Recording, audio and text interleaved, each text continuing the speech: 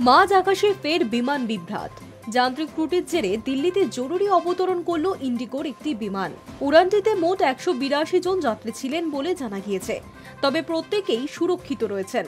জানা যাচ্ছে বৃহস্পতিবার সকালে বিমানটি দিল্লি থেকে লের উদ্দেশ্যে রওনা দিয়েছিল, কিন্তু উড়ানের পরই মাঝ আকাশে বিমানটিতে যান্ত্রিক ত্রুটি দেখা দেয়। আচমকাই উড়ানের ভিতর ঝাঁকুনি শুরু হয়। আতঙ্কিত হয়ে পড়েন যাত্রীরা। এরপরই পাইলট বিমানটিকে ফিরিয়ে আনার সিদ্ধান্ত নেন। অবশেষে দিল্লিতেই নিরাপদে জরুরি অবতরণ করে উড়ানটি। বিমানের সকল যাত্রী এবং ক্রুরা সুরক্ষিত রয়েছেন বলে জানা গিয়েছে।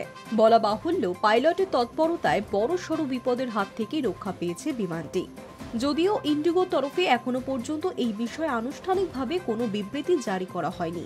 প্রসঙ্গত, বুধবারও বড়সড় দুর্ঘটনার হাত থেকে রক্ষা পায় ইন্ডিগোর একটি বিমান। বিকেল 4:30টায় ভুবনেশ্বর থেকে কলকাতায় আসার কথা ছিল উড়ানটির। নির্দিষ্ট সময় রানওয়েতে ছুটতেও শুরু করে বিমান, কিন্তু টেক অফের আগেই প্রবল ঝাঁকুনি দিয়ে বিমান থেমে যায়। মাঝ আকাশে সেটি ভেঙে পড়ার মতো অবস্থায় চলে গিয়েছিল বলে খবর। একদিন পর ফের বড়সড় দুর্ঘটনার হাত থেকে রক্ষা পেল ইন্ডিগোর আরও একটি বিমান। Hi news network.